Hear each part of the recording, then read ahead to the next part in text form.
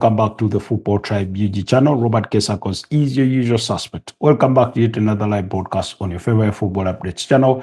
It's a pleasure to be back with you on this beautiful Saturday morning, 31 minutes past the hour of 10 a.m. that I do come to you live from Kampala, Uganda. I hope you're doing well and everything is okay for you and with you. So, for those of you that were part of last night's broadcast, thank you so much. And before we go any further, as far as this broadcast is concerned, allow me to send out my special thanks to you, Summer Banks, to you, Mildred Chelsea, Mitchell Wainscourt, Gladiator, aka Farouk, Alex Alinaitwe, Mwami Isaac, Stephen Mbara, Viola, Becky, JFT, good morning. How are you doing? Sino Bueno, United Rotten, Reluctant Gamer, Amelia, Spaghetti Dude, and every single one of you. Rio Dandy, thank you so much. Ash, the Barcelona fan, all of you guys that make this podcast a success, who make it worthwhile for me to come here and we talk everything from latest from the world of sport. So I can only hope that the future brings more for us and unites us together. Otherwise, good to have you. GFT, thank you so much for the cup of coffee. It's really, really heartwarming to receive such a morning treat at the start of the day. But I hope you've been doing all right. I know you've been absent for the last couple of days, maybe 1 or 2 days, but I hope everything is well with you. Anyways, to this morning, we'll be assessing the different FIFA World Cup groups and trying to draw insights on who we think is going to be the favorites to make it out of the group and things like that. Because this time around, we have 48 teams, we have 12 groups. 2 teams have to make it out of each group as the direct qualifiers to make a tally of 24 teams that will take us to the round of 32. But then we have to go back to the respective 12 groups and pick at least 8 teams that have finished as third best to make a total of 32 teams that will be at the round of 32. That's for the 2026 edition of the FIFA World Cup that is going to be hosted across 3 different countries in Mexico, USA, and Canada. In 1994, USA hosted the World Cup as well, and that one ended in favor of Brazil, who beat Italy by 3-2 in the finals to lift the title, which was, I think, their 4th at the time, before going on to repeat and win it in 2002. But prior to that, they had lost to France in 1998 in a final that they lost by 3-0. If there's been one footballing nation that is always turned out to be a thorn in the foot in Brazil's in Brazil's foot, that is none other than France. So we'll be assessing all that. Of course, this is the 96th year of the existence of the FIFA World Cup.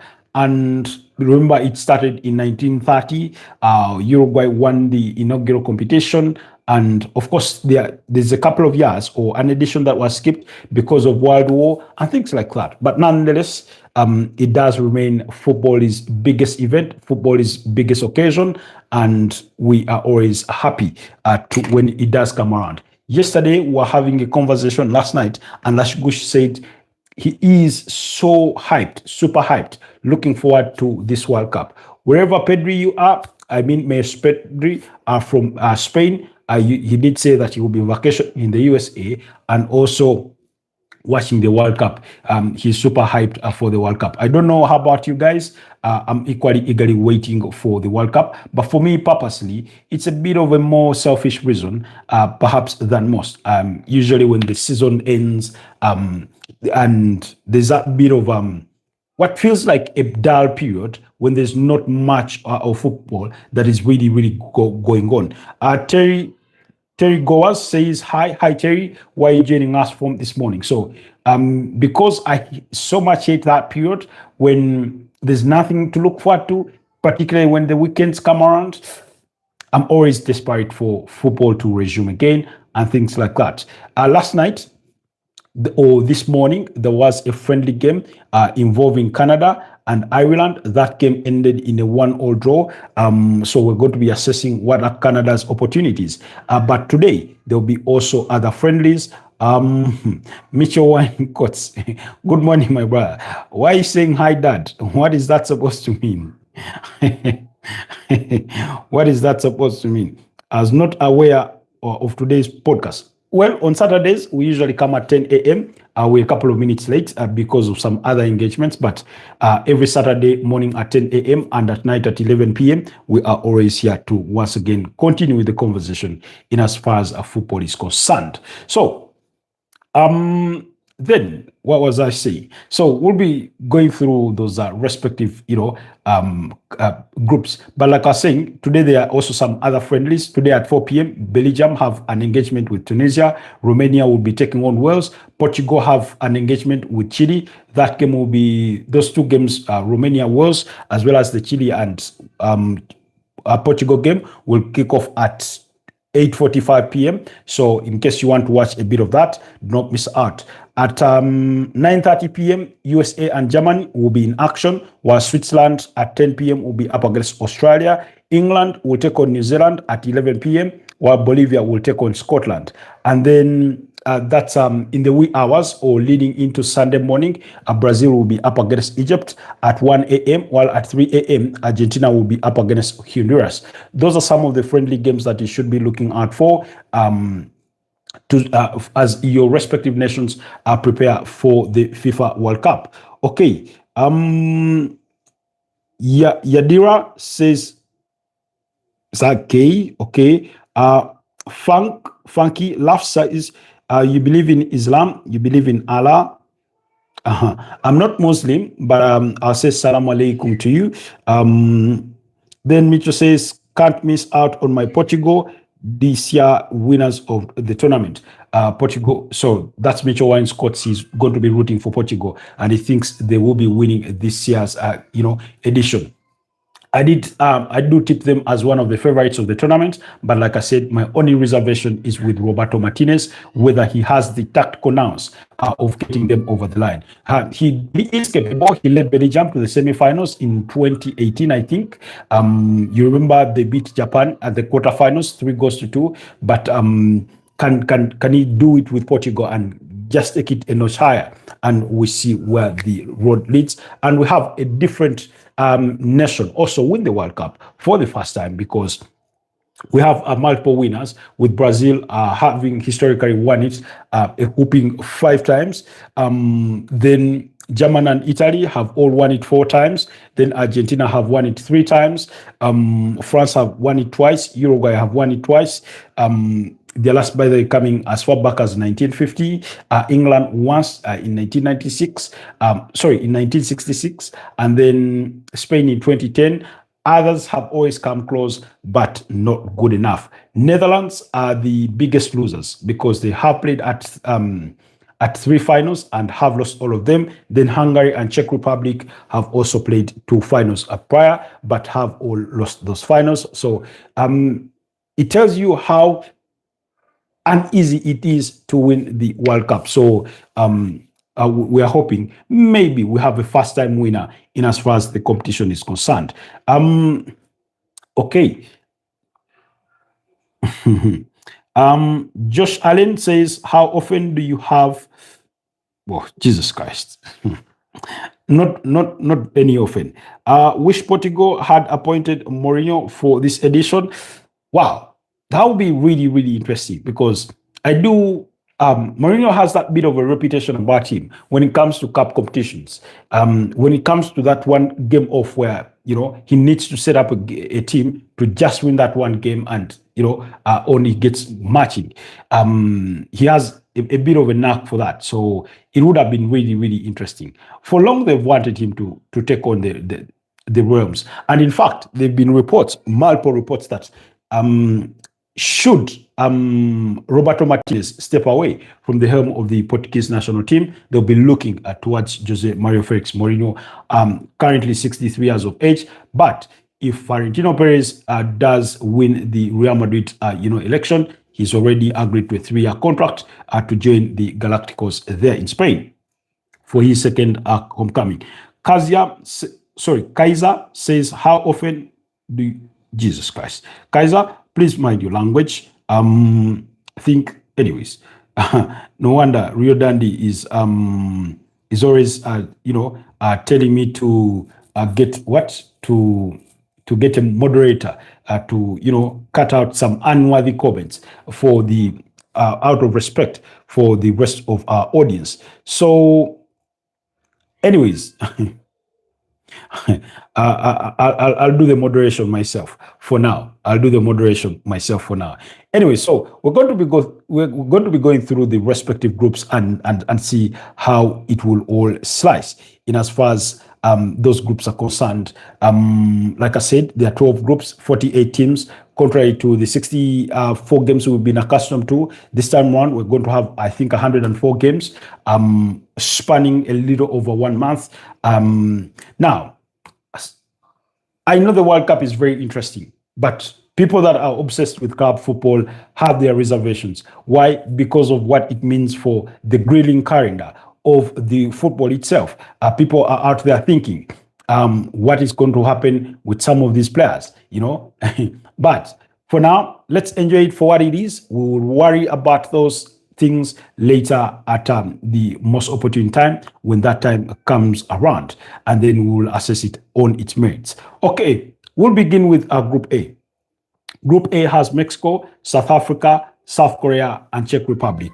Like I've said, Czech Republic have made it to 2 finals previously, and they've lost both finals, and that was in 1934 and in 1964. So they do not have much luck. Previously, they've been known to produce some great talents, the likes of goalkeeper Peček, the likes of Tomas Rosický, Pavo Nedved, players like that. But since then, it's been a bit different. When you look at Mexico, every World Cup we gear towards, we look forward to seeing that goalkeeper Ochoa, and then when it comes to teams like South Africa, I've always compared South Africa to the UK. Very organized people, have an elite sort of domestic league, have some fairly good talents, but when it comes to the biggest stage and major tournaments, they often do not live to the bidding. However, England or UK in recent times have done themselves really, really proud. For example, they went from not making it out of the group stages, I think at the 2014 FIFA World Cup, to making it to as far as the semi-finals, to making the finals of the Euros 2020, making the finals of the Euro 2024, and I think a quarterfinal stage at the 2022 World Cup. So you can see that over the last maybe 10 years or thereabouts, when it's come to these international competitions, England have been in and thereabout. They've at least risen as high as the quarterfinals, the semi-finals, and the finals. So it does feel close, that they are ever edging closer and closer. They just need to get it over the line and then turn themselves into winners, because they've not won the World Cup since 1996. But 1966. Now, similar to South Africa, their only major tournament, or one, that was in the 1996 Africa Cup of Nations. So they have the talent. It may not be necessarily exceptional talent, but the talent is always there for them to bring to the stage.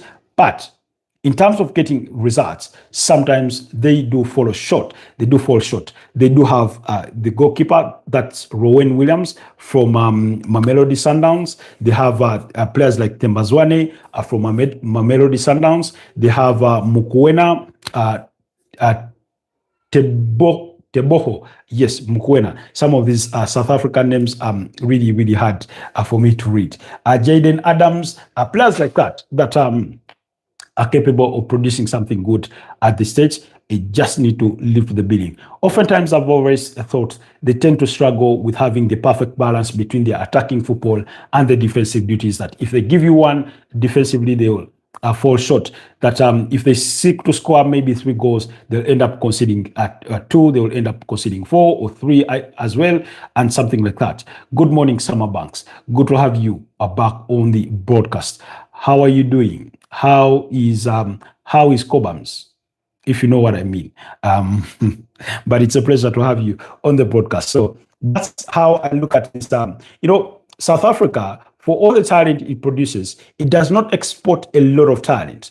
I remember a couple of years ago, and this is around 2019, 2020, they had a player called Passetau. He went and had a stint at Club Rouge, but again, he never sort of lived to his full potential and things like that. You look at Lyle Foster at Burnley, he's still not been their, lead target man. They've more relied on Fleming to, be that guy. So the talent is there, but I mean, if I were to try and push myself to remember, I think Steven Pienaar is one of South Africa's biggest footballing export. For those of you that remember his time at Everton, and I think he also had a stint at Tottenham Hotspur. So we just have to wait and see what they will bring for us at this year's edition. Mexico have that bit of grit about them. They do not concede so many goals. Remember the game between South Africa and Mexico at that stadium in Cape Town did open the World Cup 2010 in front of an 84,000 seater capacity of a stadium. In the noise of all the vuvuzelas that were being blown on the day, and it ended 1-1 with that famous goal from Chabalala. And then when it comes to a country like South Korea, they do have the captain in Son Heung-min, formerly at Tottenham Hotspur and currently with Los Angeles Football Club. Their biggest performance at the World Cup, I think, goes back to 2002 when they co-hosted the tournament with Japan, which was known as South Korea Japan. For that edition, that was eventually won by Brazil. They made it to as far as the semi-finals and lost out in the third place playoff to finish 4th. They lost to Turkey by 3-2, but they had a very, very good tournament. What should we expect from them? Not really much. They come as a fairly bit of an unknown quantity. So I'd want to think that Mexico will, push the limits to finish above this group, and then that second place will be fought for between these other 3 nations, because no matter how much they do have in terms of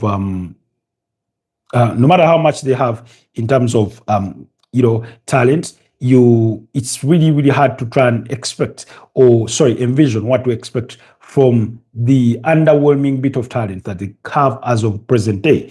Okay, United Road said, greetings, impressive win for Ivory Coast during the week. France might be a bit attack heavy and lose the tournament in the midfield. That's a possibility. Kaiser says, I'm sorry, bro. Are you talking about football or soccer? I'm talking about football/soccer. If you're an American, you call it soccer. If you're from the rest of the world, you call it football. It is only Americans that want to confuse it because they have their own version of football, which is an abridged version of rugby. Which they call American football. I consider it to be an abridged version of rugby, but it is what it is. So, but this is more wishful than it is objective. I'd want South Africa to at least make it out of that group and finish second, but I'm going to go on the leap of faith and say it could be South Korea that make it second in that group. And then the others fight. Czech Republic, I don't want to dismiss them off, but they do have some players like Thomas Suchek, like Patrick Schick at Bayer Leverkusen. Those are some of the renowned names that you'll find in that squad. We'll wait and see because everybody that made it to this stage of the tournament is well worth it. Will South Africa make us proud, or they will embarrass us? Why does Amadou Diallo perform well at Ivory Coast but not at United? Well, it's often a difficult question to answer to that effect because I constantly accuse some of the English players the reverse of the same, of doing well at the club level and then fizzling out. at national team level. Same that I've been saying about the South Africans. But I'll say this. In the context of Manchester United, Amadou Diallo had a brilliant start to the campaign under Ruben Amorim. Then he went away for the Africa Cup of Nations with Ivory Coast, and upon return, it suffices to say he was never the same, a player. So he has continuously struggled for having that level of consistency. But also, you might remember that when you're Amadi Diallo playing at a club like Manchester United, you're one of the stars. You're not the star of the team. You're one of the stars. And yet, when he goes to Ivory Coast, he is among the very best of stars. When you look at Nicolas Pepe, when you look at players like Frank Kessie, Seko Fofana, he is that. He's that. He's looked at one of the marksmen, so he sort of gets the praise. He has the attention. They would want to drive the ball through him because I think out of everybody else in that team, the Ibrahim Sangares, he's the one that plays at the biggest club in Europe. So that comes with a certain level of respect and pedigree for you to be looked at as the star of the team, that for everything we'll try to do, we'll try to make you a big part of it. So, and that way, it gives him a higher chance of success than at United, because at United, you're not entirely the protagonist. When you have a Bruno Fernandes there, when you have a Baron Mbeumo, when you have a Matthias Cunha. So I hope that sort of paints for you the picture. But yeah, he does need to pull up his stockings and do better while at Manchester United. Otherwise, sooner or later, they will grow out of patience for him. Okay. A United Road says South Africa have had some shocking results in their last 3 friendlies. Can't beat the likes of Nicaragua. Like I said, they're well organized. Everything well structured. If out of the many African countries, they're one of the nations that is capable of going out there and bringing the best of managers or coaches. And yet somehow they fall short. Somehow, for some reason or the other, they do fall short. Mitchell says, okay, so I want to see South Africa do more because I believe they are capable. I believe the talent is there. The question is, who is the perfect guy to milk out that came out of them? At some point, I would want to see them under Hervé Renard. Hervé Renard has a bit of a reputation here in Africa. He did guide, I think, 2 different countries to the triumph of the Africa Cup of Nations with Ivory Coast, I think, in 2015, and then with Zambia in 2012 edition. Then they beat Ivory Coast, I think it was 9-0 on post-match penalties. That Zambia side of Christopher and Felix Katongo, the brothers, the Stofila Sonsus. Now, and then he had a stint with Morocco. That is Hervé Renard. He's been to Saudi Arabia. So I'd want to see them maybe under Hervé Renard and see if they can make better strides when it comes to not just the AFCON, but also beyond the African continent. Okay, United Road says Ahmad did start the last friendly for them, though versus France, do not know if he had a nego or he's out of the starting lineup at the moment. He did score in that game, so he was a good part of it. He is one of the starters for Ivory Coast. He is one of the starters. For as long as he's fit, he's one of those guys that they look to make things happen. At least he would get the nod even ahead of Nicolas Pepe. Although Nicolas Pepe recently has had, good seasons with Villarreal. Okay, then Mitchell says, in summary, Amado suits small teams where he is the best one, so he can execute his abilities. You see, at different levels, there's a sort of room that you're given. I'll give you allow me use the example of Jack Grealish.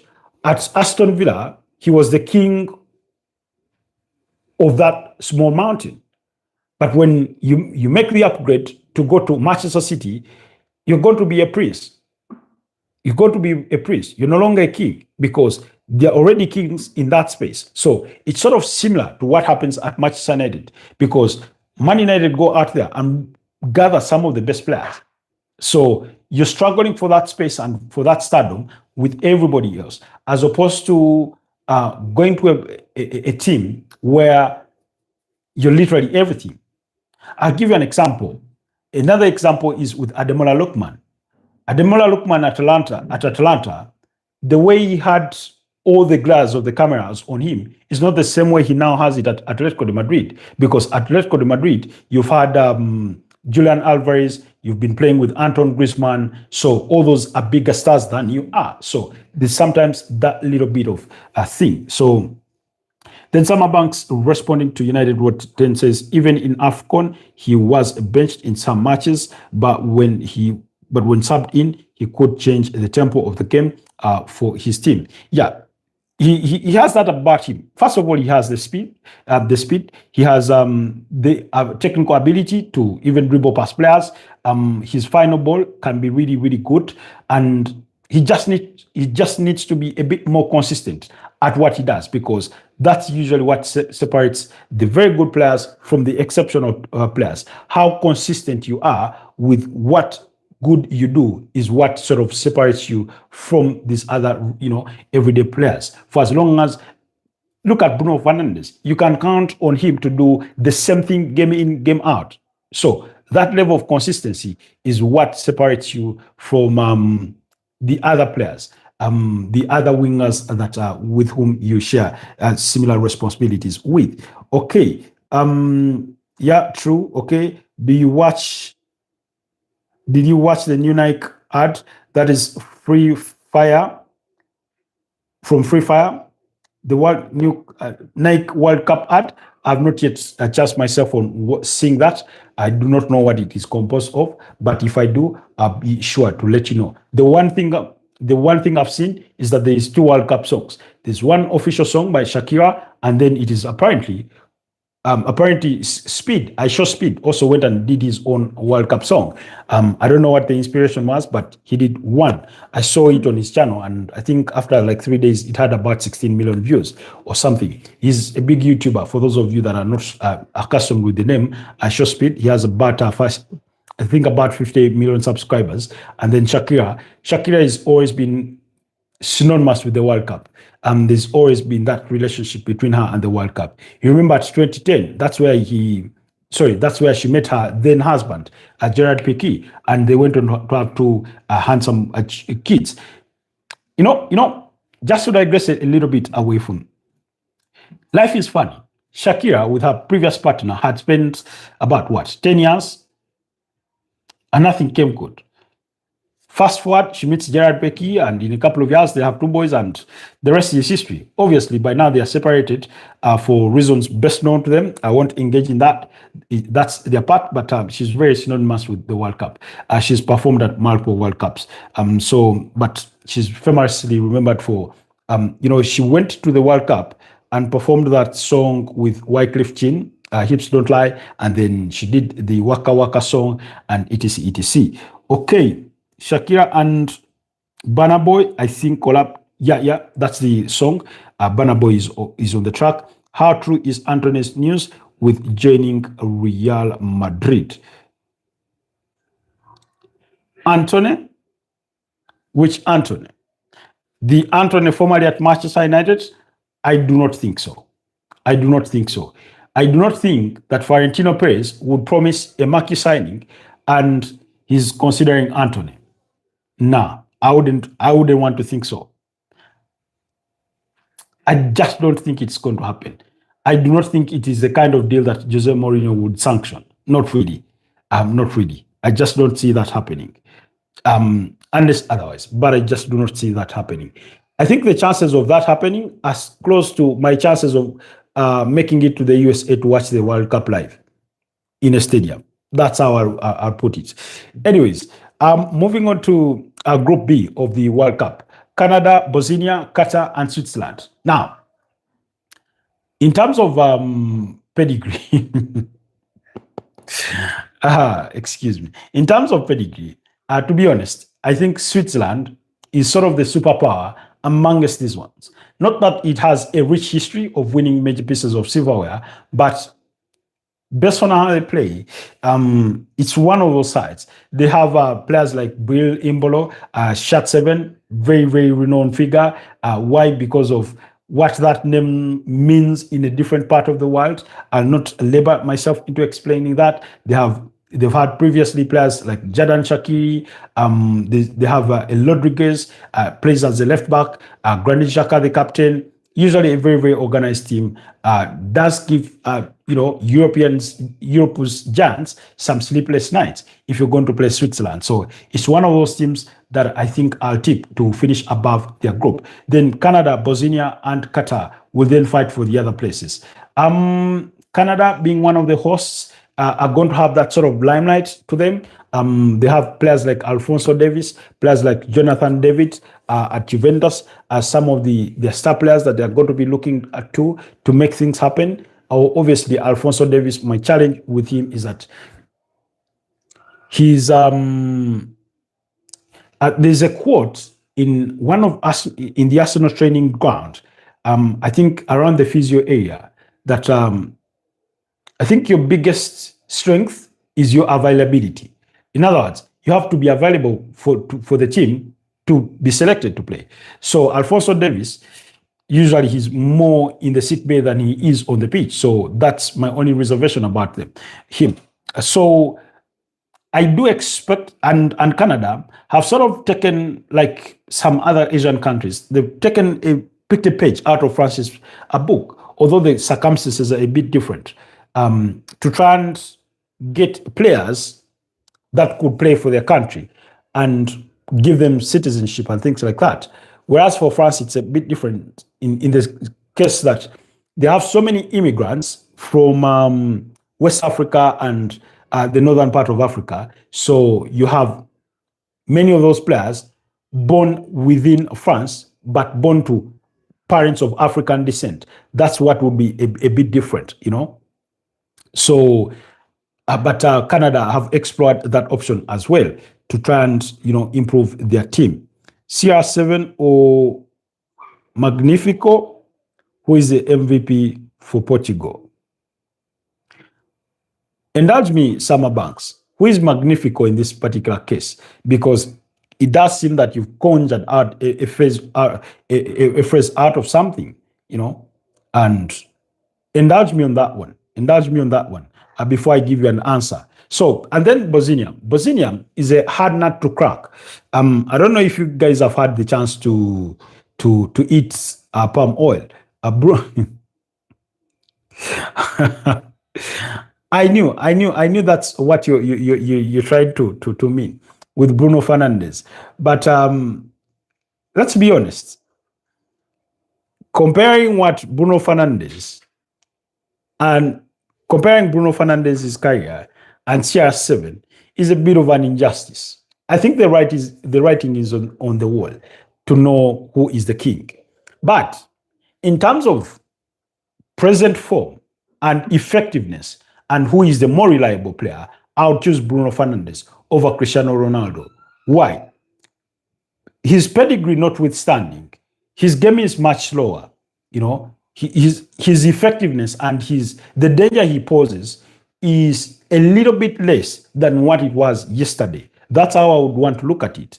So, for example, to put Cristiano Ronaldo out of the game, you just simply have to cut out the sort of channel that feeds him, and he's out of it because he's not going to drift deep into the game to try and be that ball carrier, to try and be the protagonist of the team. He's become an old lion that it will, in the game of hunting, it has to wait near the water source, that when prey comes to quench their thirst, then it will strike and, get something to eat on the day. That's how he's behaving, and that's how he's adapted his game. Whereas Bruno Fernandes still has the athleticism, the industriousness to be all over the pitch to try and impact the game. So that's how I would look at it. But in terms of pedigree and everything that is been achieved, obviously, we cannot be comparing the two. But I hope that answers you really, really well. Okay. Of course, it can only be the Manchester United captain. That's magnifico. United Road 10 and Summer Banks, just get married and we'll be done with it, because it seems like you're finishing each other's sentences this morning. Anyways, jokes aside, United Road is already taken by the Summer Banks. Viola is on that side of the aisle. Okay, let me see. It shouldn't even be a debate, but the problem is that CR7 stayed in the game too long. He's looking sad now. Looking sad? I don't think he's looking sad. Okay, here's how I would look at it. Everybody sets out a goal to achieve in life. And for as long as you still believe you have the strength to pursue that goal, you'll keep going. You'll keep going. You do not give up on your dream. In an ideal world, a lot of football fans, particularly those that are Cristiano Ronaldo fans in particular, would love to see their star player win the World Cup, you know? So I remember when we take ourselves back to the year 2016, how everybody was, okay, not everybody, but every Cristiano Ronaldo fan was rooting for him to win the Euros. And eventually, Eder scored that goal that decided the game as they won the Euros. But remember, he got an injury in that final and he cried off the pitch. And he basically had to be a player coach on the touchline, trying to motivate his teammates to help him get it over the line, because an injury had impeded him from being the guy that helps them carry them through that moment. So in a similar way, we go into the World Cup with the overall acknowledgement that this is going to be his very final, World Cup. So a lot of well-wishers wish well for Portugal so that he sort of retires with that piece of silverware as well, So, but I do not think it will make him less a legend of the game if he bows out without winning it. That will be my submission on that one. Okay, Summerbanks responding to United Road says, why do people think without CR7, Portugal is nothing? I do not subscribe to that school of thought. In any case, I've made this argument before that, for example, Cristiano Ronaldo is a kind of player that you can rely on to come up with a moment of brilliance, to conjure up something at any given one point in a game.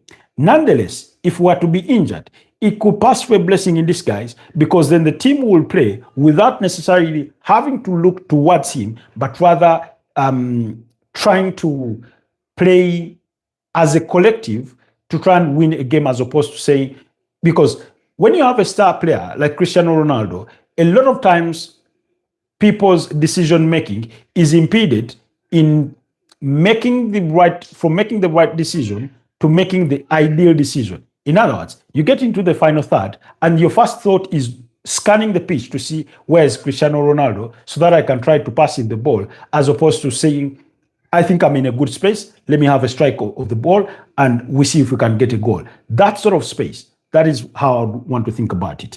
Okay. United Road says, leave the game before the game leaves you. There's a Japanese player that played well into his 50s. So that is a food for thought. So for as long as he feels his legs can still run, let him have his mark on the game. You never know. Maybe when he eventually leaves Al Nassr, he could go play for a club that in which he bought a 25% stake. That is in Almeria, in the Segunda Division over there in Spain. Summerbanks, okay, sorry. United Road responding to Summerbanks says, yes, actually, I think CR7 is holding them back. He shouldn't still be in the national team, and Goncalo Ramos should be leading their line.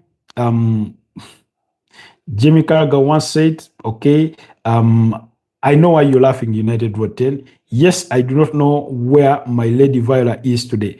I don't know. Maybe Summerbanks can help us summon Viola, but she may have had a late nighter and she's still away. Okay. Daniel Aberry Sports Highlight says, happy Saturday. What's up, all? Hi, Daniel. Good to have you. Then Summerbanks responding to United Road says, he has to be in the World Cup to get the trophy, but not being but not being the MVP for Portugal, I personally like CR7, but I go with my captain Magnifico.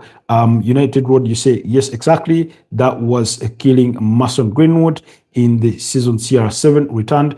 Everything was passed to CR7, or he will be mad. Now, the decision to bring back Cristiano Ronaldo to Manchester United, if you think it was a footballing decision, you're entirely wrong. It was a business decision as opposed to it being a football decision. And Ole Gunnar Solskjaer himself, manager at the time, or head coach at Manchester United, did not want the signing. So, but it wasn't his decision to make. But because it was a business decision for Edu Woodward and the Glazers, they had to make it, because bringing Cristiano Ronaldo to any club, big or small, means a growth in revenue, especially when it comes to club merchandising, especially when it comes to match day revenue, because there are fans that are going to come to the stadium to just watch Cristiano Ronaldo, score or not score, whatever the case is, So that's the side of it that you have to look at, in a way. So whatever you think about him, it was a business decision for Manchester United to bring him back, less it being a footballing decision. But even on the footballing side of it, he did score the goals. So you can't criticize him of whatever you think ought to be critiqued about him, but he did deliver on the pitch. However, it came at the expense of stifling the growth of other players, which is what we are saying the other day about the argument on Manuel Neuer. He is still a good goalkeeper, but in him continuously being at the helm of the German national team, he sort of closes the door on other prospects that would get the chance to be Germany's number one at the moment. So that is how I would put it. Okay. Yeah, fair enough. He could play a few minutes here and there. United wrote Ordain. I do not know. I've never imagined so much so to push it to that school of thought of United Road being Den. I do not know. So Nando says, thanks for the show, my brother. Always a pleasure to have you, Nando. Yes, he did kind of force us into it by being close to joining City. Sir Alex said he couldn't let that happen. Exactly. Because there's certain things that you do not want to happen. United Road 10, please help us clear the air. Are you the same as United Den? Summer Banks is asking, because there's somebody known to her that is called United Den. Are you 1 and 2 the same, or you entirely different? Besides, just let us know what country you're joining us from. No, Lolo, who is Den?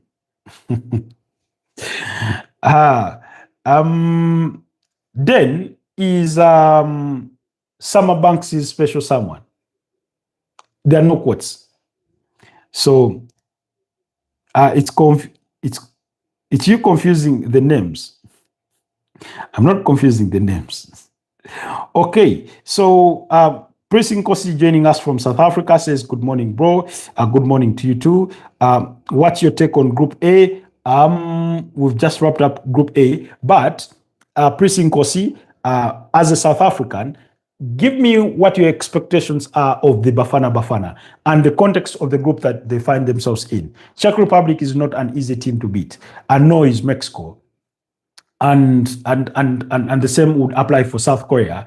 Obviously, they are not the South Korea of 2002 that made it a fourth in the tournament that year. But first, give us your thoughts before I retreat myself back to that group. Oh, okay. Summer Banks, no pun intended. But anyways, I was joking on that. United Den is not Summer Banks is special someone. But United Roddy says, I'm still supporting South Africa, even though their xenophobic attacks. Okay, Loro. Yeah, that one has not shed them in good light. I do not know why that is the case. Hitler says, "Are you black? Is it not obvious?" Nando says, "Where do you see Norway in the World Cup?" I look at Norway as one of the surprise packages of the tournament. Norway, Japan, could be some of those teams that surprise us. Turkey, as I did say, they could be one of those. The thing about Turkey is that they're equally hard to beat. It's not a country you're going to score many goals against. If you're going to beat them, you're going to have to grind it out against them. So I look at them as that sort of a team. And then of course Africa-wise, I think Morocco and Senegal are the countries that are bound to make the Black Man's continent a bit more proud. I grew up there, so Summer Banks, you can now draw the difference. United then grew up somewhere in the in the streets of Machinde within Kampala, Katwe, and United Road is talking about South Africa. So maybe that will ease you into that will ease your mind about any confusions or mix-ups that you may have had. Okay, talk about Norway. Going to then Ivory Coast. Yeah, Ivory Coast, they have the talent to make things happen. They've just not been that team that gets things done when it comes to the World Cup. Unless otherwise. Sometimes they behave like a Nigeria. They have the talent, but getting things over the line is not always been their cup of tea. Okay, Prince Nkosi says draw against Mexico, win against South Korea, and a win against Czech Republic, first or second position. That's my view. Like I said, guys, Prince Nkosi does join us from South Africa. So his submission is more wishful than it is objective. At least that's how I would want to describe it. But like I said, apart from Mexico, who equally have never won the competition, neither of those teams have ever won the competition. You could say that they are almost evenly matched in terms of strength per present day. And Mexico, I had not to crack. But nonetheless, I keep them to finish in top of that group. And then as far as South Africa are concerned, I want to see players like Tembazwane live to that expectation, to that hype. Mokoena, Rowan Williams, we saw his prowesses at the 2023 edition of AFCON.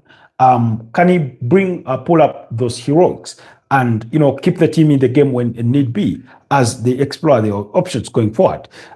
For Czech Republic, for which, by the way, Nando pays allegiance to, even though he's requested that we talk about Norway, is that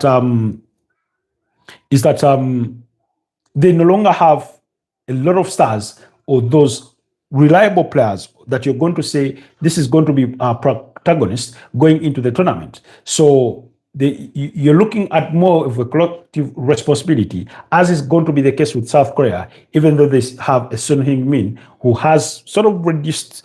Of course, you downgrade when you go from the Premier League to playing in the Major League Soccer. That's how we look at it because of the leagues, the different leagues' coefficiency or level or power strength, as we would grade it. Then, okay, let me wrap up Group B because in Group B I said Switzerland.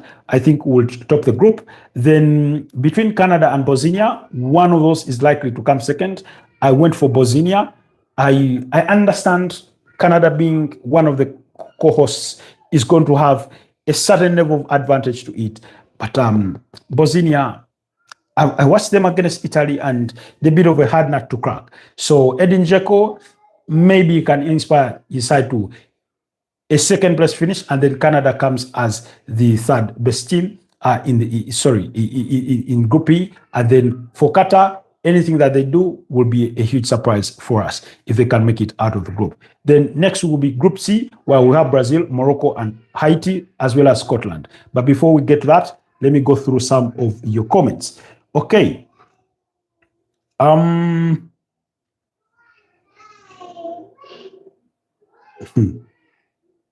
Okay, I think I've responded to that. No one is going to beat us. That's Nando. it's very possible that nobody beats Czech Republic. You know, South Africa do not have a serious goal scorer is the problem.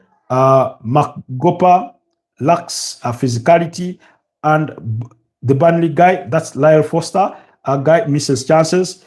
Like I said, Lyle Foster is not even Burnley's, lead target man. It's been Fleming they've been looking to make things happen.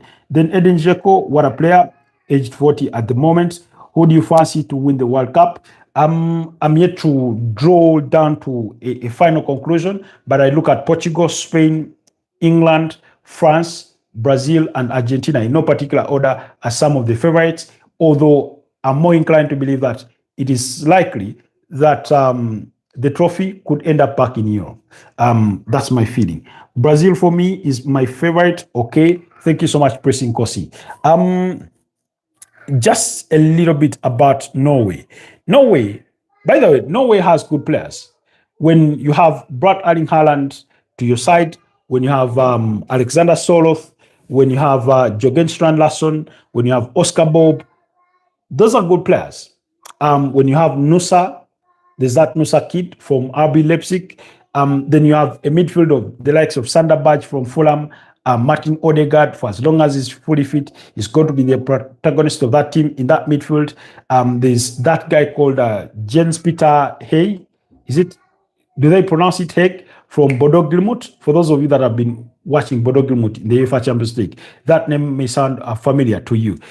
So those are some of the players that Norway will look to make things happen. But they got to be one of those teams because they had a very, very stellar campaign when it came to the qualifiers, including beating Italy by 3-0 in one of those games. So we are waiting to see what they can produce at the final tournament. But when it comes to the player quality, when you have Brad Erling Haaland as your target man, I do not think it comes any better than that. When you have, yes, there's that guy called Sheldrup. Andre Sheldrup at Benfica. You remember him? He had a very good performance when they played Real Madrid at home in that 4-2 victory. So those are some of the players that we should look for to, watching and see if they can come good or deliver at the highest stages. And I think Norway is going to be one of those countries that a lot of people are going to be eager to watch and see what they are capable of doing. Can they be the Denmark of 1992 at the Euros? You never know. You never know. We only have to wait and see. United World says Brazil or Portugal. I hope, if not an African team. Wow. Would it not be a dream come true if an African team were able to win the World Cup? Players from Bodo are so good together. Yeah, they had that sort of togetherness and the way they went about their games, especially during the UEFA Champions League, where they really, really made wonders, beating teams like Inter Milan home and away, beating teams like Atletico de Madrid, beating Manchester City, and even beating Sporting CP in the first leg of the was it the round of 16? Yes. Okay.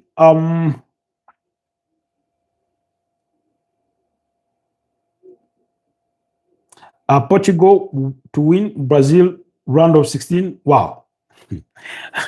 Summer Banks. Okay, it is your opinion or your view that they will finish as such. Then you say the might corrections of this tournament. There might be the corrections of this tournament.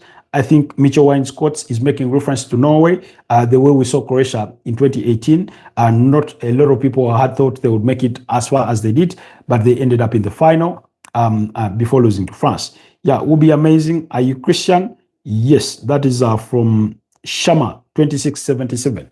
Okay, going to Group C, Brazil, Morocco, Haiti, Scotland. Apart from Brazil, none of the other countries in the group have ever won the World Cup. Obviously, Brazil, like I said, the last time they won it was in 2002. Prior to that, they had lost the 1998 final to France.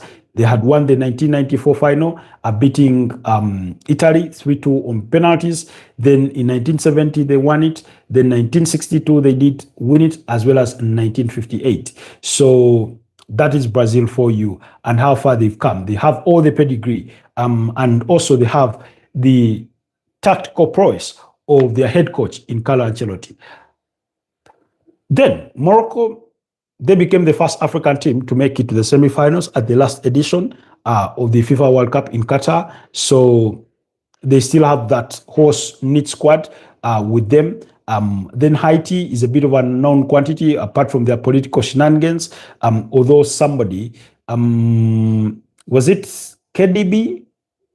Somebody was trying to give us insights about Haiti and how well they did to get to this stage. And then Scotland, with the likes of Scott McTominay, Andy Robertson, John McGinn, they do have a decent squad that is capable of, great things. So in that group, my prediction would be Brazil to top the group. I'd go with Morocco to go second and Scotland to come third, with Haiti coming bottom. But Morocco will really, really have to dig in, especially against Scotland, because Scotland is one of those countries who do not have exceptional talents, but they have some really, really good players, especially in their midfield. In that midfield, Ryan Christie at FC Bournemouth is one of those players. So I've talked about John McGinn and Scott McTominay. Last season, but one, he was the MVP of the Italian Serie A, so that should count for something. When it comes to their forward lines, not so many other players apart from the likes of Che Adams will ring a bell. Then defensively, Andy Robertson, they have Kian Tierney, formerly at Arsenal, as some of those players that you think are capable of doing good things defensively. Then there's a player called Scott McKenna from Zagreb. I think he plays at Zagreb. So yeah, Scotland have that bit about it, but we'll wait and see what they bring to the tournament as well. Okay. Shama says, will you convert to Islam? Why would I? Lolo, joke group, yeah, for sure. But actually, maybe I'm wrong because Scotland are tricky. Scotland are a bit tricky. I actually think Scotland will be second. Yeah, it's not unthinkable to look at it that way, but I believe Morocco will have a say, a huge say about this. Because remember, like I said, not much has changed from their squad. They have a very good goalkeeper in Yassine Bono from Al Hilal.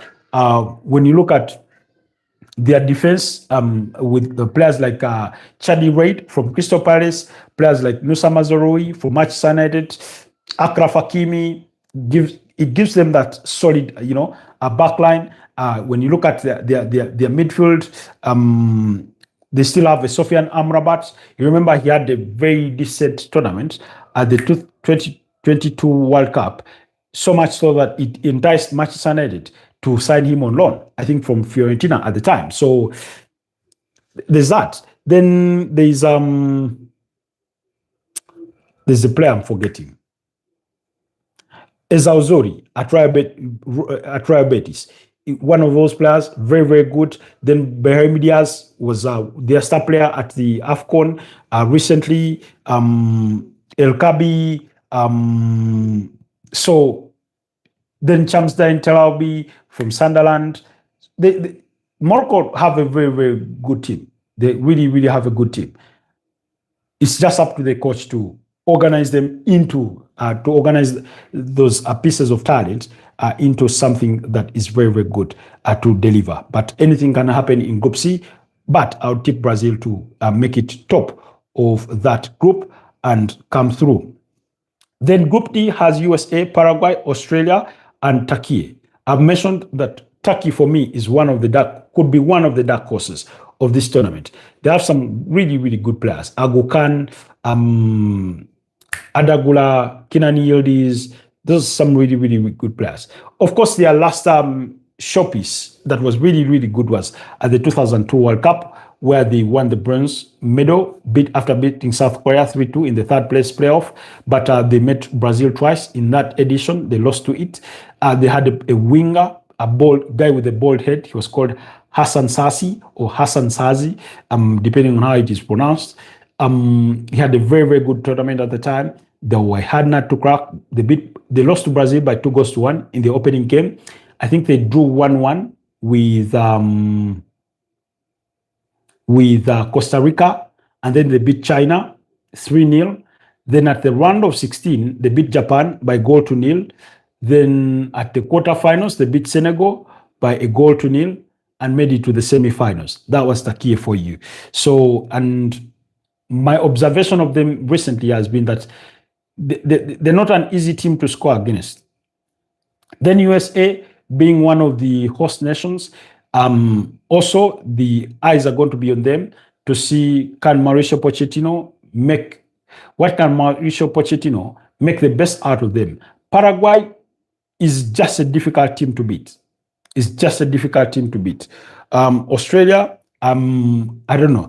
I'll be waiting to see what they bring to the table. But thinking of Team USA, Team USA, they have a goalkeeper in Matt Turner, formerly at Arsenal. For those of you that remember him, we just have to wait and see. In terms of their overall squad, let's see. Oftentimes when you talk about USA and their football, my mind goes back to players like Clinton Dempsey, Landon Donovan, Tim Howard. There's a kid with a bald head. I think he was Bradley something. At the time, he was either son to their then head coach at the time. I don't know if, Mitchell, you have that bit of history off of your head. But he had a bald head. He was really, really good. He was called Bradley something. I forget the other name, Let me see some of your comments. Maybe I can pick something. KI says, morning, everyone. You said Fidel, if things were possible, Uganda would have replaced Curacao, a country with 150,000 population, doesn't deserve to be the World Cup. It is not the size of your population that gets you to the World Cup. Otherwise, Nigeria, with its nearly 200 million people, would deserve to be there more than Uganda does. But if you do not put in the shift through the qualifiers, then definitely you're not going to be there. Roma player, I remember him, okay. Bradley, yes, he was called Bradley, but I forget the other name at the time. Those were some of the sort of good players for that United States side. So then, of course, they have Timothy Weah, Christian Pulisic is going to be one of those players. Ricardo Pepi from PSV Eindhoven are some of the players. Then there's Aronson from Leeds. He's from the USA. So we'll have to wait and see. This Timothy Weah guy, I've seen him be played as a winger. Life is funny. Timothy Weah is the son of George Weah, the 1995 Ballon d'Or winner, formerly at AC Milan, and former president of Liberia. Imagine his father was going to watch his son play. Life is funny. But anyways, it is the choices that we make that make it that. Your father being a president of one country and having to travel to come watch you play for another country, isn't that a bit odd? Michael Bradley, okay. Thank you so much, Mitchell. Watching you live in Uganda. That is, I think, Solomon. Is it Solomon? Possibly. Okay. So the OG Wonder Kids.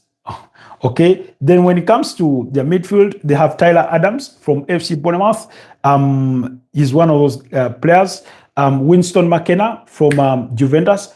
Now, Winston McKennie, sorry, not McKenna, but McKennie, he had a stint with Leeds United. At Juventus, I've seen him be deployed in a bit of a more advanced role, and yet at Leeds United, he was playing more in a deeper position in as far as the midfield is concerned. But he's going to be one of those players that they rely on when it comes to that midfield. So imagine a midfield of Winston McKennie, Tyler Adams, and maybe a Gio Reyna from Borussia Mönchengladbach, or a Malik Tillman from Bayer Leverkusen. We'll have to wait and see any of those players. So that's Team USA for you. Again, for Team USA, my hope is more in their head coach, in Mauricio Pochettino, than it is in the individual players. This Matana guy, sometimes his goal is not looked very impressive. He's not a bad goalkeeper, but I have certain reservations. I have certain reservations about him as a player altogether. So Paraguay, I just a hard nut to crack. A hard nut to crack. Okay. Alakazam says $2. You want to buy me a cup of coffee worth $2? It will be most welcome. Okay. I hope I did not skip any comment. I don't think I did. United Road 10. Is your internet misbehaving once again? I hope not. So then Turkey.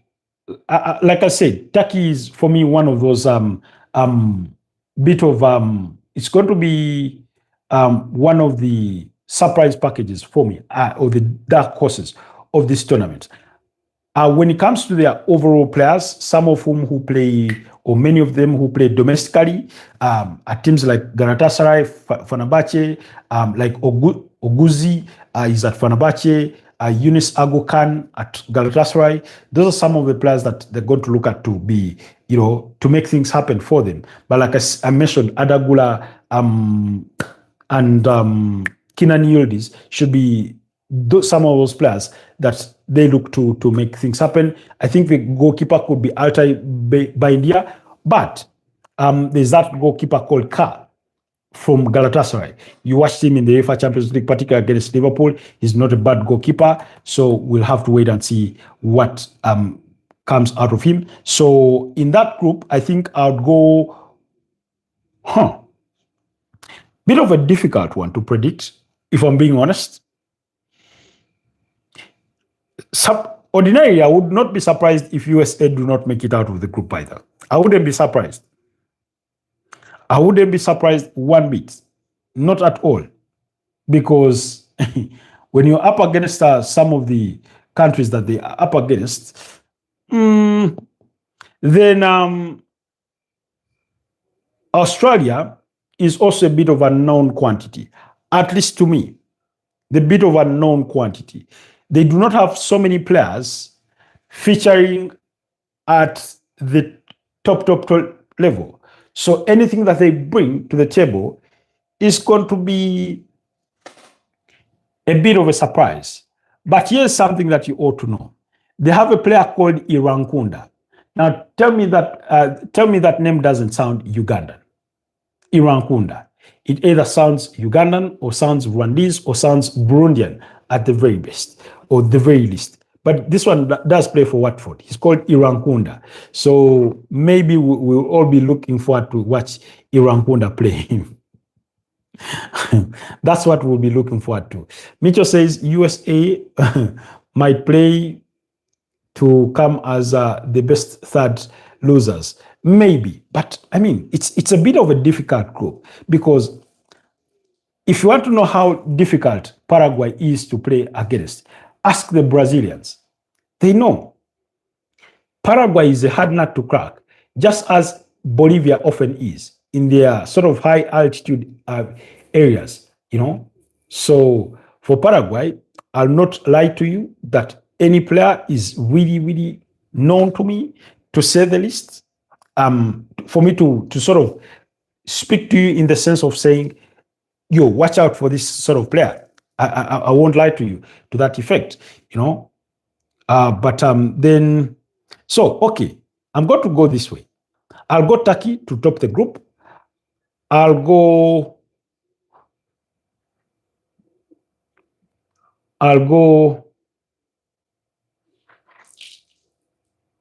Paraguay to come second, USA to come third, and Australia maybe to come bottom. It's just a prediction. Anyways, okay.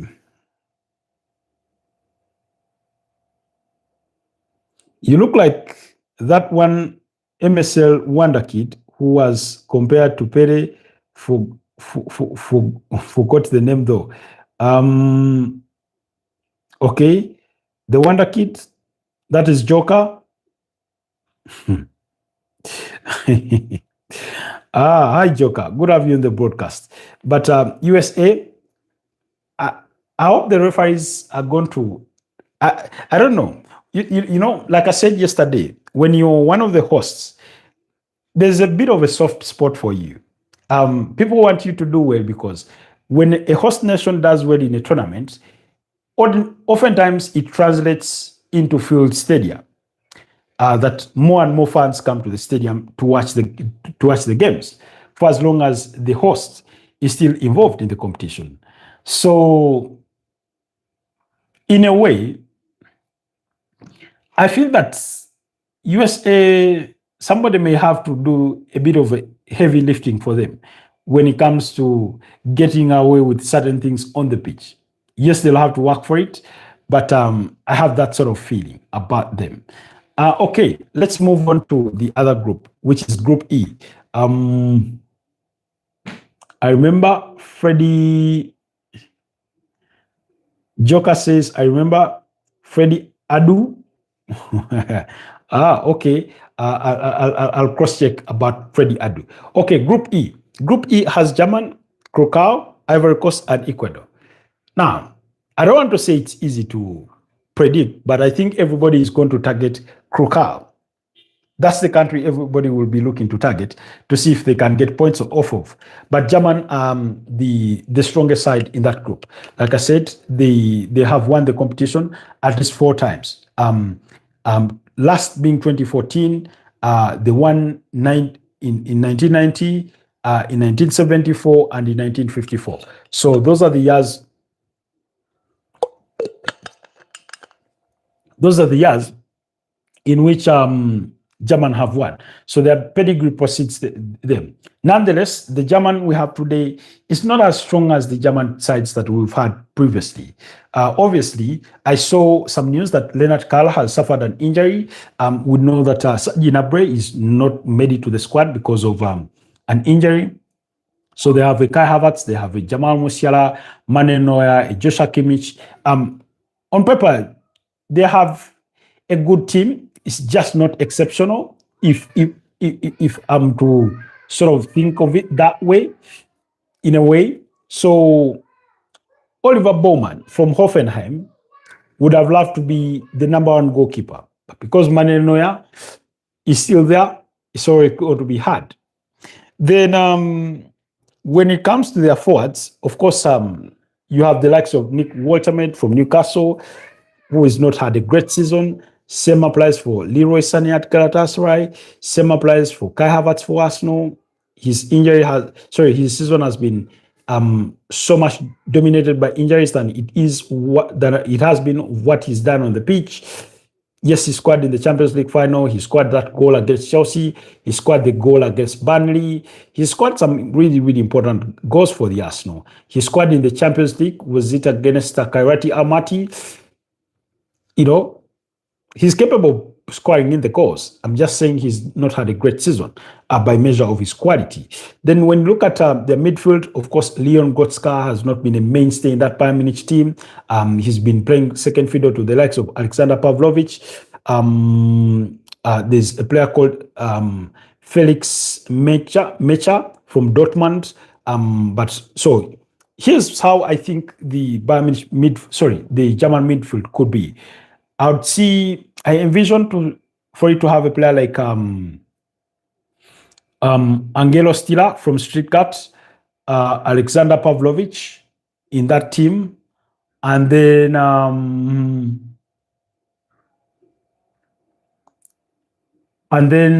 Joshua Kimmich.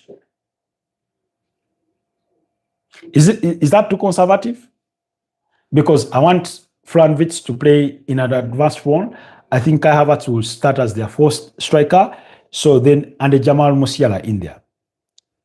That's how I'd want to think of it. Then defensively, they're going to have a Joshua Kimmich. I don't know. Sorry, no. Antonio Rudiger, not Joshua Kimmich. Um, the reason as why I mentioned Joshua Kimmich is I've seen him be played at right back. Even against my personal preference, I think he's more effective in midfield than he will be. Then, so Antonio Rudiger alongside Jonathan Tah in that centre back wall. Of course, they have a Malik Thiaw from Newcastle, who initially I thought was Senegalese, by the way. Who are some of the other players that German can rely upon on that back line? You know, let's wait and see. But for me, they are favorites to make out top of that group. Number 2, I'd go with Ivory Coast. That is more wishful than it is objective, but even Ivory Coast have some really, really good players. Amadou Diallo, Nicolas Pepe, Ivan Guessant. They have some good players, really. That's in the advanced positions. Simon Adingra, he spent the second part of the season at AC Monaco, but he was signed to Sunderland. So Ivan Guessant struggled in the first part of the season at Aston Villa, so he spent the second part of the season at Crystal Palace.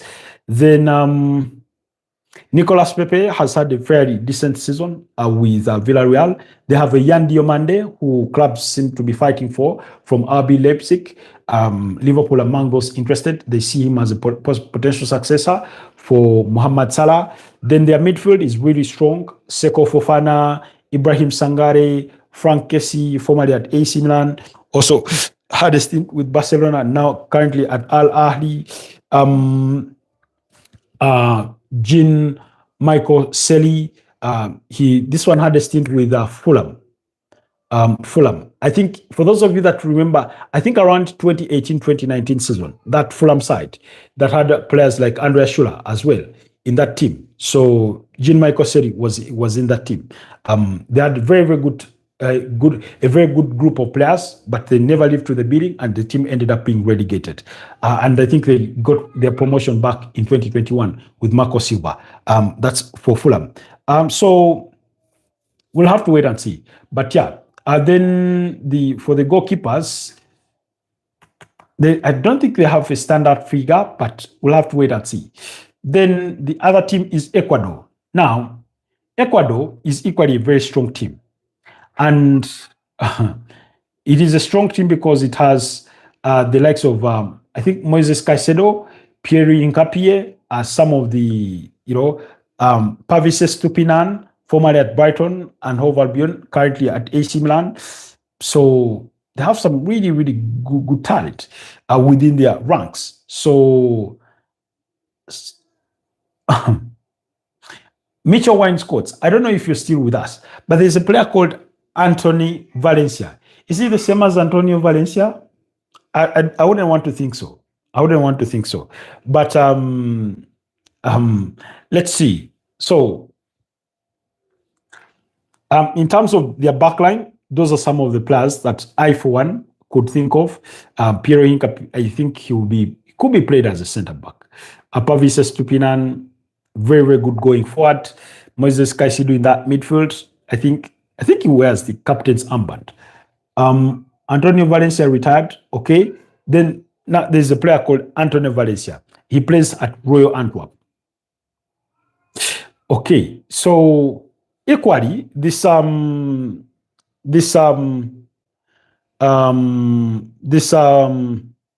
Ecuador side is not one you brush off easily, but I'd want to tip Ivory Coast to get the better and finish second in that group, and then Ecuador comes third, then Curacao coming fourth.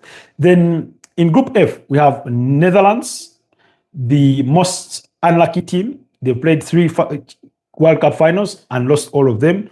It has Japan, who I believe is going to be one of the surprise packages of this tournament. They have Sweden, who are also tipped to sort of have a fairly good tournament. And then Tunisia. Tunisia, ever since 2004, they've never played good football. In terms of the qualifiers, they played good football and they do merit to be here. The one who played at the United at United, retired in 2021. Okay, thank you for that info, Mitchell Wainscots. Okay, so I think Tunisia is going to struggle in this group because Sweden has a fairly decent squad. When you look at players like Victor Gyökeres, Alexander Isak, Anthony Elanga, some of them may have not had very, very good seasons. I've seen Victor Lindelof, although he's centre back, but in the final stages of the season, he was played as a midfielder at Aston Villa. I do not know if that would give some food for thought for Graham Potter, who is their head coach at the moment. But then who are some of the other players that we can look to?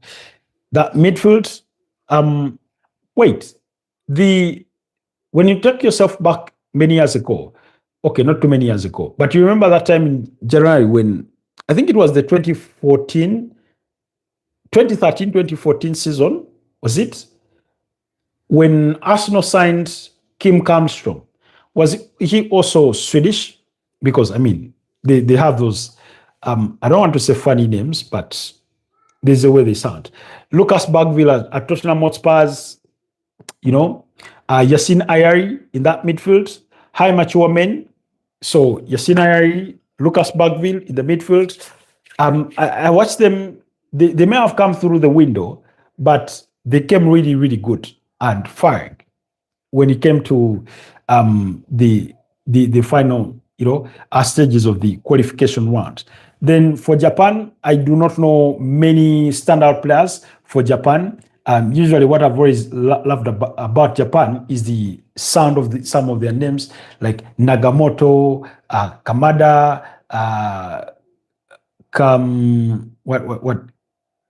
they have some, I don't want to say funny names, but sometimes their names, how do I put it? They sound like cup brands. Sometimes their names sound like cup brands. Is it coming home? You bet it is. I don't know what you call home, mature men, but it's England who usually say it's coming home. It's coming home. Football is coming home. You say there is Wataru Endo. Oh, Wataru Endo from Liverpool, but again, he's been mostly injured for the better part of the second part of the season. He suffered that knee injury that cost him the rest of the season. At the time when they were playing him at, they were trying to play him in the center back.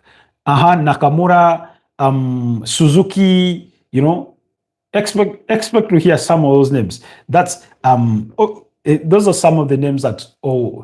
Previously you had the Shinji Kagawa. So, I'm always eager and waiting to hear some of, maybe call them unique names, but we'll have to wait and see. Oh, there's that boy called Tanaka. Tanaka, isn't he Japanese? The one at Leeds. At Leeds, he gave Manchester United players some nightmares. Kamada from Crystal Palace. Okay. United Road says Shem Shing was looking good before Sir Alex left. Okay. There is a midfielder at Palace. Okay. I think that is Taichi Kamada. Yes. But also there's that Tanaka at Leeds United. I'm sure United Road remembers him being a nightmare for them in that 2-1 defeat at the hands of Daniel Fakir's side. So Tanaka, who scored the equalizer against Liverpool in the 3-3 match. Okay. There's also Hito. Okay. Thank you so much. You had to remind, of course. I mean, I sort of remember it. I sort of remember it, so I cannot escape away from it. Tanaka is not Japanese? Really? I think he's Japanese. Cross-check, please. I think he's Japanese.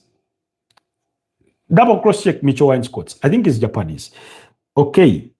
We didn't play for 3 weeks before the game. Just saying. I mean, that would mean you're fresher. I mean, you went to Ireland and had an entire preseason. In fact, if there's any team that is not going to need a preseason going into next season is Manchester United. They already had their preseason last season.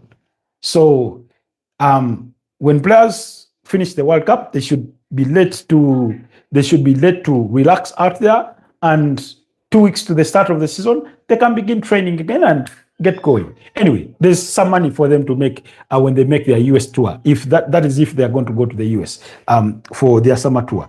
But they've already had preseason. He should be a TA is usually Japanese. Okay. Mitchell said, "Oh, sorry, he is okay. Thank you." So yeah, he should be one of the players that we look towards to watching. The Netherlands. Now, Netherlands, even when they've had the greatest of talents, unfortunately, they've not had the luck. For example, when you go back to, I think, the World Cup of '94, at the time when they had, you remember when Ajax won the 95, 95, was it 95? UEFA Champions League? That team that had Van der Sar, De Boer, Koeman, this guy that played for Arsenal, and eventually, I think he eventually left for Barcelona. I'm forgetting his name. It had, I think, Edgar Davids. That's the team. Overmars. Yes, I think Mark Overmars. So yes, thank you so much. United wrote 10. Mark Overmars. So that team. So Seedorf, they had a very, very elite team. And remember, Ajax has always been the sort of hub, the incubation hub for those Dutch players that go on to form the core of the team. And then you go back to 2010 when they had Arjen Robben at his very best, Nigel de Jong, among other players that were really, really good. They've always had good players. So, for example, today, when you look at Johan Cruyff reached the World Cup final in 1974, but they still did not win. 74 was won by what? 74 was won by Germany. Netherlands still lost. So, anyways, when you look at their squad, they have 3 good goalkeepers. Robin Rolfes at Sunderland has had a good season. When you look at Bart Verbruggen at Brighton, he's been good. Mark Vlekken has had his stint with Bayer Leverkusen, having left Brentford last summer. When you look at their backline, you say Ajax had a strong Nigerian contingent. There are 2. Taribo West, Sandy Olise, and Kanu, I think. Yeah. Okay. Netherlands, plenty of goalies in Verbruggen, Rolfes, and Vlekken. Yeah, that's true. So when you look at that backline, when you have a Denzel Dumfries, a Nathan Ake, a Jorel Hato, a Virgil van Dijk, a Julian Timber, a John Paul Van Hecke, a Mickey van der Ven, the basically spoiled for choice. So the question is, what's their best starting 11? Sorry, their best backline. Virgil van Dijk has to be in it. The question is, who do you partner with? John Paul Van Hecke or Mickey van der Ven? And then left back, I think they will go with Nathan Ake. They could go with Nathan Ake ahead of Jorel Hato. And right back, they could go with Julian Timber ahead of Denzel Dumfries. Then when it comes to their midfield, they have a Frankie de Jong. I think he's a starter. Of course, from Barcelona. They have a Tijan Reinders at Manchester City. They have a Quinton Timber at Olympic Marseille, brother to Julian Timber. So they have a Ryan Gravenberch from Liverpool. I do not know what the best midfield trio is. Unfortunately, they're going to miss one of their star players in Xavi Simons because he suffered that anterior cruciate ligament injury at the tail end of last season. So he's going to be out of action for quite some time. Then when it comes to their forward lines, that's where I'm not really, really convinced. Daniel Malen has had a good second part of the season, particularly at AC Roma, and Noah Lang. He looked very, very threatening when I watched him in the UEFA Champions League playing for Galatasaray. Brian Brobby, I do not rate him that highly, even though he's very good physically. I remember we were as part of a discussion where people were trying to praise for me this Brian Brobby guy about his physicality, of how he bullies defenders. Yes, he does all that. But how many times does he find the back of the net? Then Cody Gakpo, we just have to wait and see. Crescencio Somerville, this one has attracted attention from Tottenham Hotspurs, Aston Villa, and AC Milan as teams that want to sign him. Then West Wout Weghorst. I hope that is how it is pronounced. Wout Weghorst. Manchester United fans, I'm sure United has some good memories of Wout Weghorst there. So fairly, they have a decent team. I think Ronald Koeman is at the helm of that team. You say Cody Gakpo is incredible for the national team. He was one of the top scorers in the Euros last season. Okay, thanks for that. Their forwards are so poor. In other words, bang average. Okay, so who? Wout Weghorst or Vegas or Weghorst. That towering striker that people praise him, that apparently at the national team he does so well than he does at club level. And what side of a national team would it be if he had not been part of it? That's the guy. He was decent compared to Rasmus Højlund. Rasmus Højlund is a Dane, right? He's a Dane, right? Okay, so in terms of that group, so I'd expect Japan to top the group. No, sorry, Netherlands to top the group. I'll go with Japan in second place. I'll go with Sweden in third place. And unfortunately, Tunisia to come bottom of that group. Then moving on to Group G. Group G is where you have Belgium, you have Egypt, you have Iran, and New Zealand. Now, for starters, New Zealand is a beautiful country. Iran, given the circumstances, is going to have some people rooting for them. Egypt, good footballing African nation, never lives to the billing when it comes to the World Cup. Belgium, no longer in that sort of space where they have a lot of elite talent. They do have the talent, and I fancy them to lead Group G. And beyond them, I do not know who will really come out on top to challenge for the other two places. But we're going to see. I have a feeling that an underdog team like Netherlands, Belgium, or Croatia can win the World Cup. Croatia, isn't that a bit of a stretch, mature men? I mean, for Netherlands and Belgium, Netherlands are just bang unlucky. They're just bang unlucky. So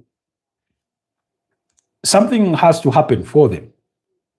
Now, of course, Belgium have good goalkeepers. Mike Penders at Strasbourg, Arsene Lamens at Manchester United. I'm sure United Road is about to tell us that, Arsene Lamens should be starting in goal ahead of Thibaut Courtois. Well, not for me. Then when you look at their defense, they have a Timothy Castagna. They still have a Thomas Munia. I still don't know what he's still doing at this the national team, Thomas Munia. But apologies on the internet glitch, guys. Apologies on that internet glitch. I was talking about the Belgium midfielders. KDB has had some injury troubled season. United Road says, well, Courtois hasn't played much football the past couple of seasons.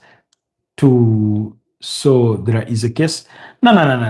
He's played enough football over the last couple of seasons. But I know for a fact that last season he had that injury that kept him out of action for quite some time, towards the tail back end of the season. And it was Andre Lunin that was, taking charge. But as soon as he came back, he was slotted back into it. You say for Lemans to start, but he's a young boy. It's a big tournament. Even this season, I saw Rooney mostly. It was in the second part of the season, midway the second part of the season, thereabouts, when Thibaut Courtois got injured. So in terms of their midfield, they have some really good players. Like KDB has not had a great season with Napoli. It's not been bad, but he's KDB with injuries. But we know what he's capable of doing. Yuri Tillemans at Aston Villa, brilliant player. Amadou Onana, he's had a bit of a mixed season. Not as good as you'd have hoped for it to be, but physically he's a very good player. Then Axel Witsel, Girona got relegated. I do not know if I'm even capable of, appraising them to that extent. Okay. Sorry, to that effect. Even this, okay, Le Mans didn't deserve to be second choice GK. It should have been Matt Sells, okay. My cousins and I made a new bet for the World Cup, brother. That is Sino Bueno. Now, guys, allow me describe for you Sino Bueno. Imagine a fairly short Chinese reddish brown guy with fairly short hair, with fairly long hair, tinted red, because he made a bet with his cousins that if Arsenal win the Premier League title, he was going to tint his hair red. So he lost the bet, and first of all, he's a married man. His grandfather-in-law, he's a chairman, I think at the community level, and he's walking around with his hair tinted red because he lost a bet. He's a Chelsea fan, mind you.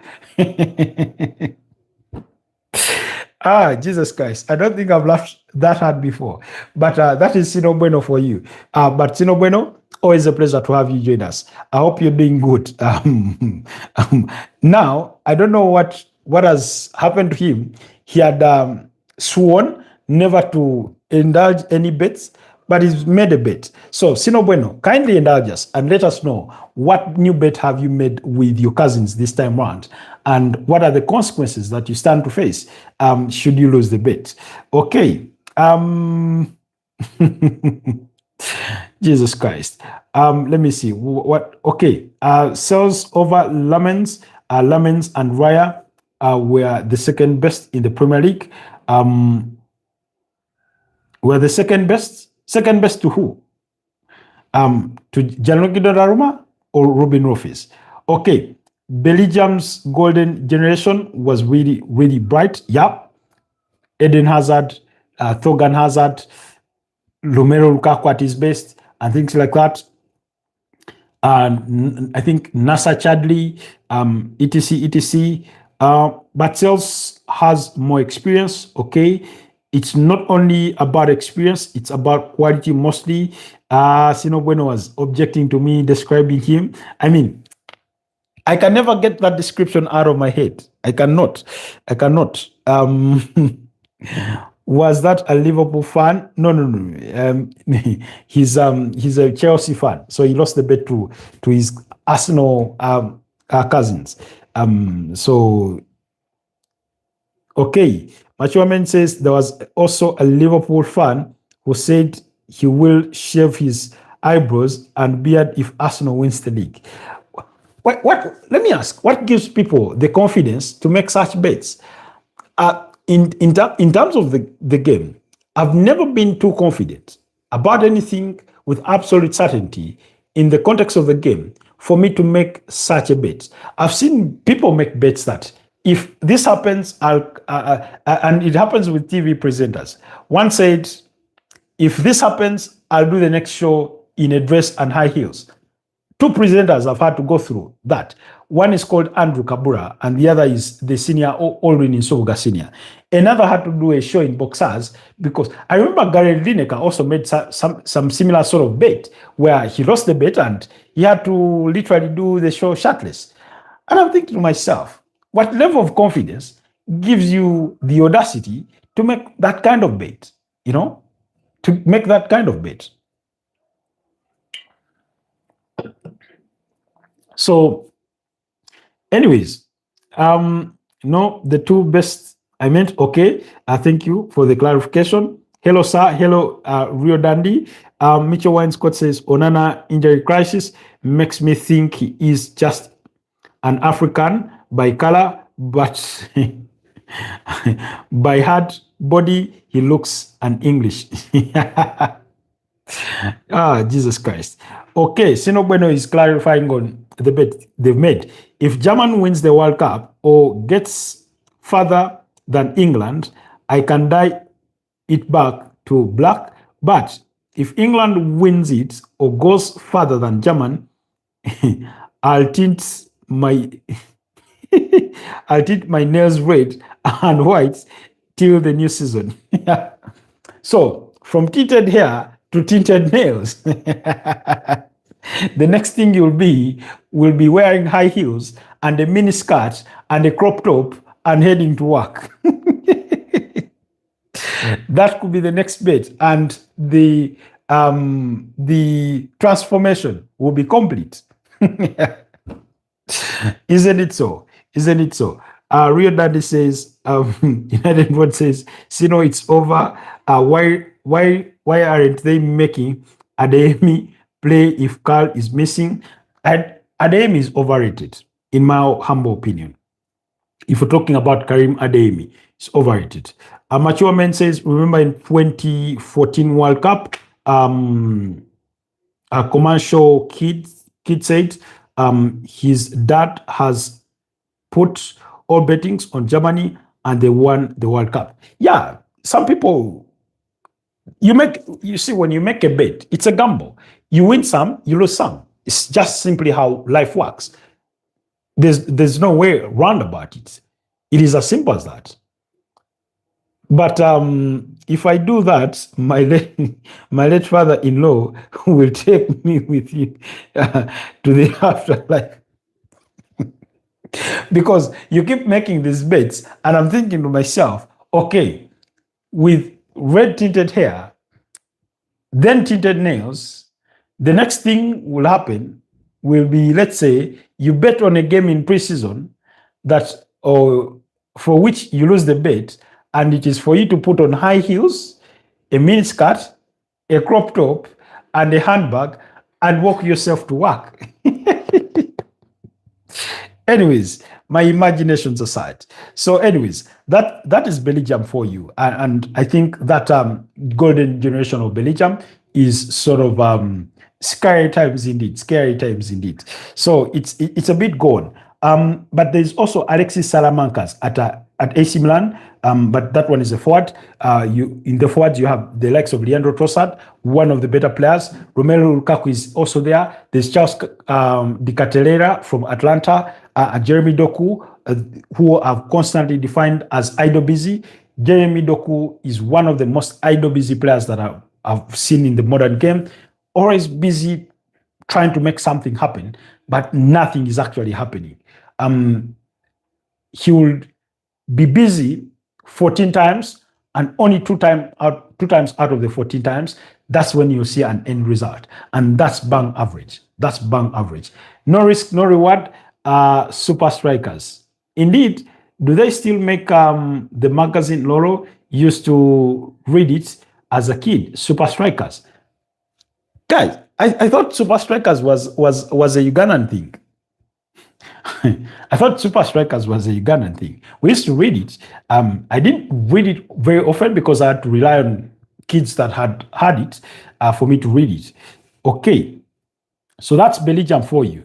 Then New Zealand, I won't lie to you much. Iran, I wait to see what they deliver. Then Egypt. Now, Egypt is a country that I said they have the talent. But usually at the World Cup, they've always been unfortunate when it comes to the World Cup. I think this is what? They've not qualified for the World Cup by that many times for Egypt, with all their rich history and as far as the game is concerned. You know, Lolo in South Africa too. I guess it's Africa, maybe. Okay, so for the goalkeeper, Mohamed El Shanawi is still their number one goalkeeper, and I do not think that is going to change. Sheikhs, Skara, and coach are South Africans. Okay. Then when you look at their forwards, of course, Omar Mamouche, There's a boy called Hamza Abdul Karim from Barcelona, and then Mohamed Salah. Those should be the protagonists of the team. Then you have the likes of Mohamed Trezeguet. He's currently at Al Ahly. He had a stint with Aston Villa in the aftermath of the 2019 Africa Cup of Nations. Hassim Hassan from Rio Oviedo. Rio Oviedo just got relegated. A lot of Egypt's players play domestically. Ahmed Fatou from Zamalek. You'll see lots of players from players from Pyramids, Al Ahly, arguably the best club in Egyptian football and things like that. So we'll have to wait and see what Egypt bring. But for purposes of prediction, I'll go Belgium to top the group.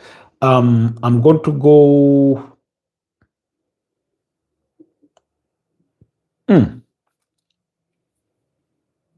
Iran. Somebody help me on Group G, because I can't bring myself to think of who is going to make it as second best from Group G beyond Belgium. I'm going to go New Zealand to surprise us. Who is in it again? Belgium, New Zealand, Iran, not Iraq, Iran, and Egypt. Those are the 4 countries.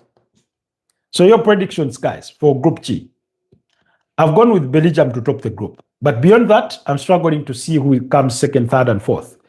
I wouldn't be surprised if Egypt are fourth, because they just do not do well at World Cups. For you, you're going with Belgium and Egypt. Yes, Iran. Iran is there. Beyond firing the drones and the guns, we are going to wait and see if they can fire the drones and guns on the pitch as well. If they can shoot the pyramids down, if they can shoot down the penguins of New Zealand, and we see. Can I make a bet here?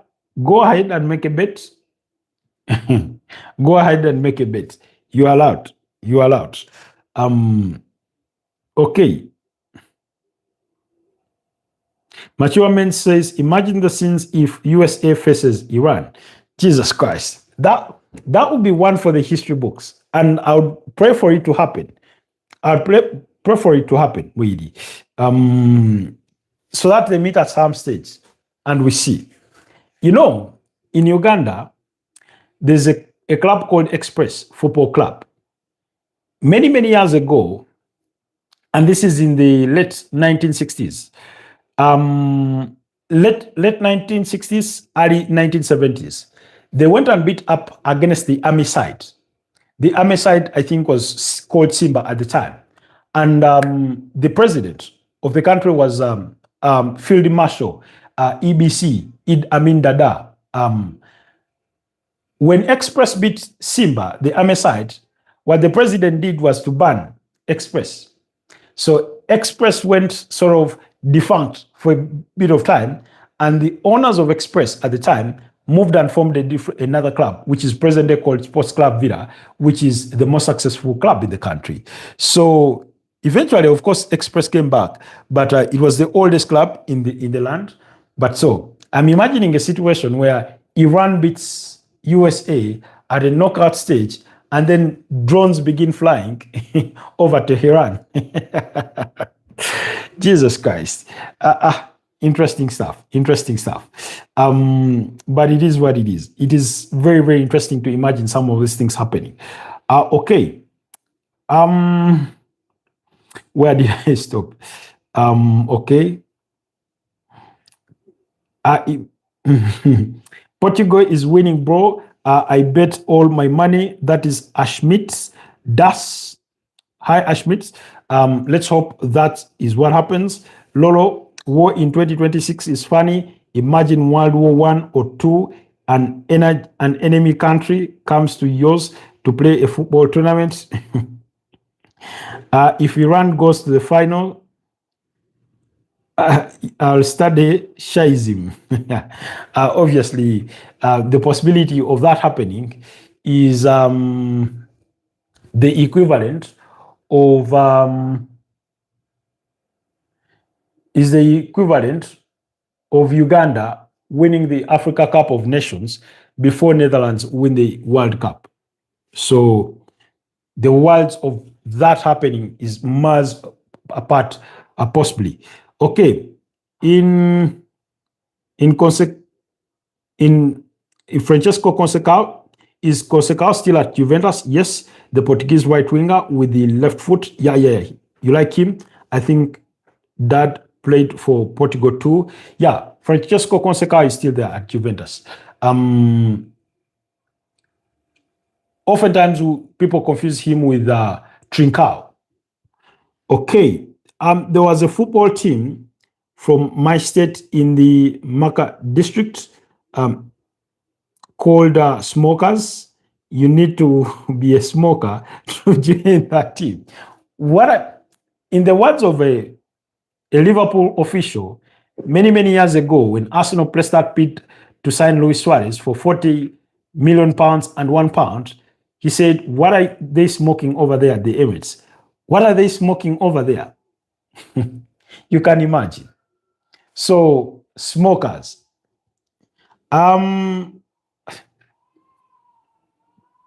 Is it Tehi Young says South India will win the World Cup? Which World Cup? The Cricket World Cup? Okay, anyways, let's move on. But I think I'll go Belgium, I'll go with New Zealand, Iran, and Egypt in that order. I want Egypt to surprise me, at least. Then moving on to Group H, Spain, Cape Verde, Saudi Arabia, and Uruguay. I'm going to go with Spain to top the group.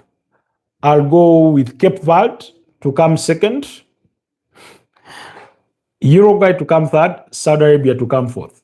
Now, of course, Cape Verde coming second is more wishful than it is objective, but Cape Verde is one of those countries that plays good football. The kind of football that you would enjoy to watch.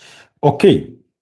Bro, South Korea. Oh, you meant South Korea. Auntie, in the comment you wrote South Indian. So I was wondering, oh, you meant South Korea. Okay, thanks for the correction. So South Korea to win the World Cup, well, wouldn't that be a dream come true? Wouldn't that be a surprise? I think it would be the first World Cup to be won by an Asian country. Okay, Spain is number one. Isn't that obvious? Chennai will be parading for a week. Chennai will be parading for a week. Only a week? even their former president, Park something, will come out of jail to enjoy, to be at the trophy parade if they were to win the World Cup. I think something like that, if that were to happen. Okay, Cape Verde play great football. That's true. Great or good football can't determine 3 points. Sadly, that's true. But okay. Like I said, my prediction for them to come second is more wishful than it is objective. But if I'm being honestly objective, I think Uruguay will come second in that group. Uruguay, two-time winners of the World Cup in 1930 and in 1950. Ever since then, they've always not lived to the bidding, in my humble opinion. Okay, my prediction is Portugal. That's to win it, maybe. Cape Verde is really good. I'll not be surprised even if they beat Spain. Who are Portugal center backs? Renato Viega, Ruben Diaz are some of those names that come quickly off of their fingertips. There's another guy from I think Sporting CP.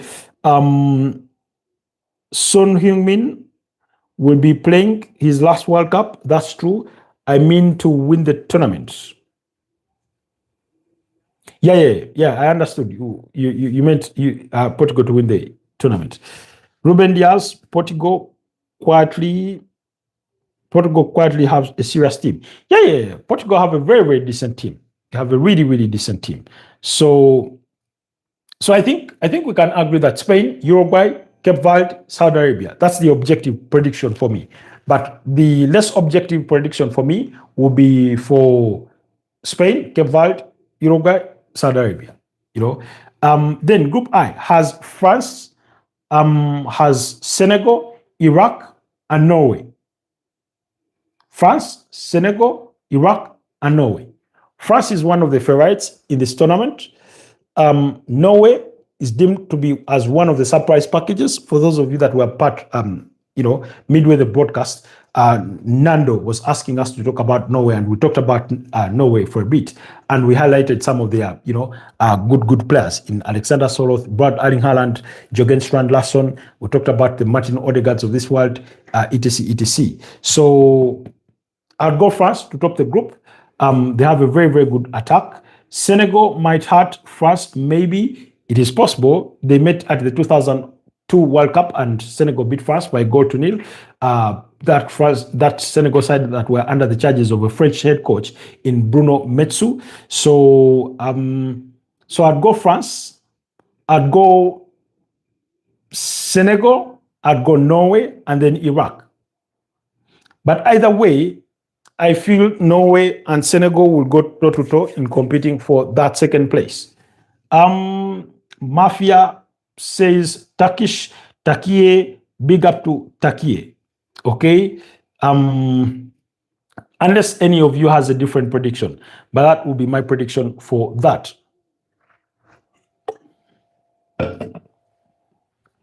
Okay. Next is Group J. In Group J, we have Argentina, we have Algeria, we have Austria, and we have Jordan. I think I'll go Argentina, I'll go Austria, I'll go Algeria, I'll go Jordan. That's my prediction for that. Greece will win another major trophy before Turkey does. That is Sino Bueno's prediction. Yeah, could be. But Greece are not at the World Cup this time around. So, does anybody have an objection to that group? Argentina, Austria, Algeria, Jordan. That's my prediction. Then Group K has Portugal, DRC Congo, Uzbekistan, and Colombia. Isn't that where thing is from? Kushanov? From Uzbekistan. So for that, I'll go with Portugal to lead the group. I'll go with this Colombia side. I remember enjoying Colombia. Was it at the 2014 World Cup where they had players like Yerry Mina, of course, James Rodriguez. That sort of Colombia sides. James Rodriguez, by the way, is still playing at Minnesota United. Jefferson Lema from Crystal Palace, Richard Rios from Benfica. We watched him at Pyramides at the FIFA Club World Cup in the summer.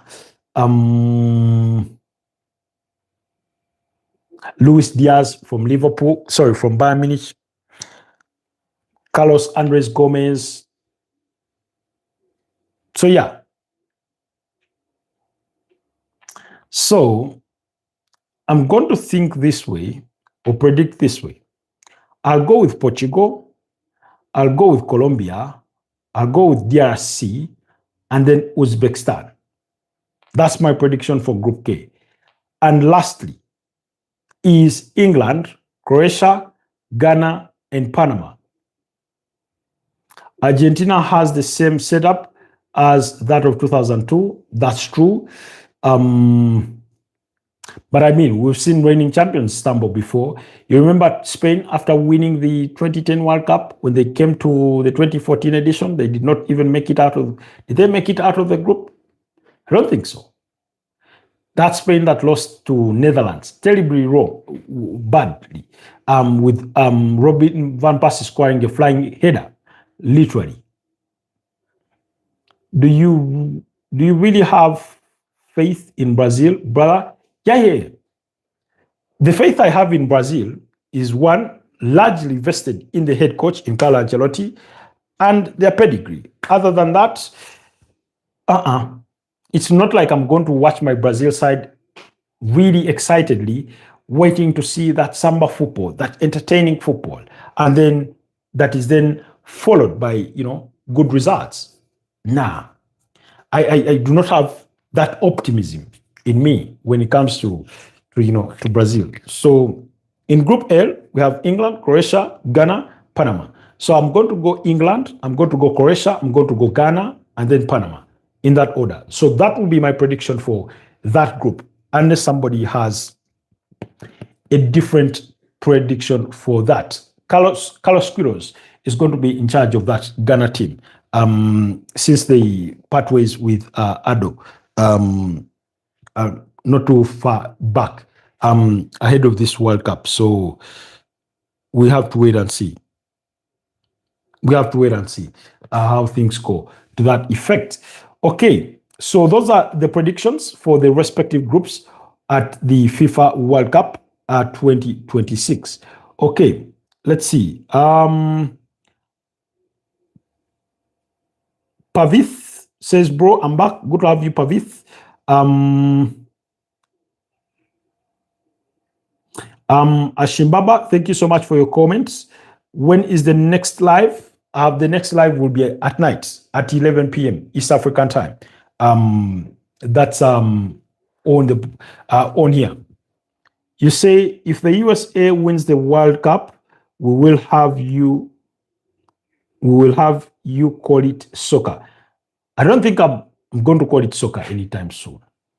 In my part of the world, it's always been football.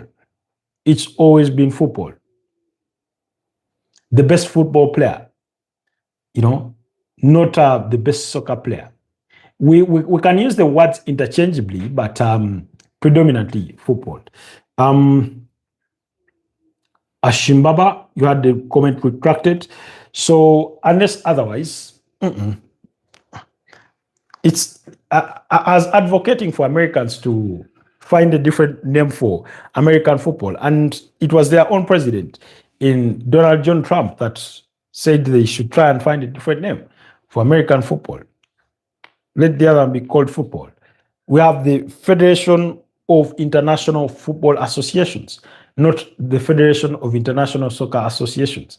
Now, so you have a global institute of that kind. Why not stick to that? Why not stick to that? Anyways, is there anything we've not hinted upon when it comes to the World Cup in terms of the groups? Yesterday we published a video regarding those who I think the favorites to win it, and you can go on the channel under the video section and check that one out and give me your thoughts on it. You leave me a comment down in the comment section. So don't just watch and walk away. Who do you think will be the most shocking early exit? Most shocking early exit. Okay, looks like the national broadcaster in UBC is going to be showing the World Cup. I hope they're not going to be selective to be showing only one game or two games a day. They have that nonsense, that shenanigan. If you're going to show the World Cup, show it all through and through,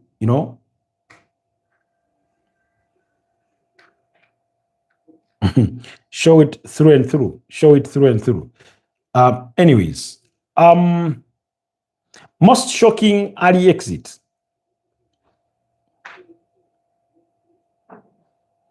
Ashimbaba says, I want an African nation in the semi-finals. I'm tired of supporting other nations that are not part of Africa. Well, they must work for it. It's not going to be handed to them the way Morocco worked for it. So our hope is that they work and make their way there. Morocco, Senegal will be one of those countries that we look forward or hope that can make it thus far. But in terms of the early exits, let me see. Of course, there's always going to be an absolute stinker or a shocker at every tournament. But Belgium is a candidate, in my opinion. A lot of people would want to think Germany be a candidate for that, but I don't think so. Maybe an early shocker could come at the round of 32. May not be so much at the group stages, but at the round of 32 there, dominoes will fall. Trust me, dominoes will fall. Uruguay could be an early shocker. Why? They're two-time champions. So there will be an early shocker if they were to, be eliminated from the competition quite very early on, So we'll have to wait and see. All right, guys.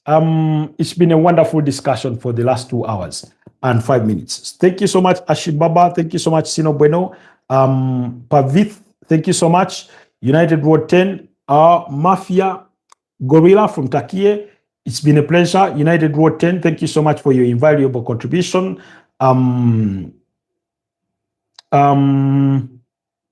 Tehia, thank you so much. Uruguay, is it true Real Madrid wants to swap Enzo with Fede Valverde? I've not heard of the possibility of a swap.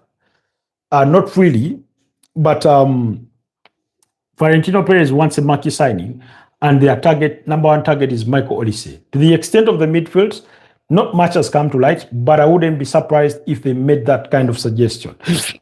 Anyways, because I have been of a school of thought that one of Fede Valverde or Tchouaméni will leave Real Madrid this summer. It's not a guarantee that it will happen. But it could be a possibility for that happening. How did I forget? Jesus Christ. Anyways, then okay. Sino Bueno. Okay, thank you. Ashmit Dash, thank you so much. Machua Men, always a pleasure. Mitchell Winescots, thank you so much for your contribution to the broadcast. Who else? Nando, Summerbanks, KI, Solomon,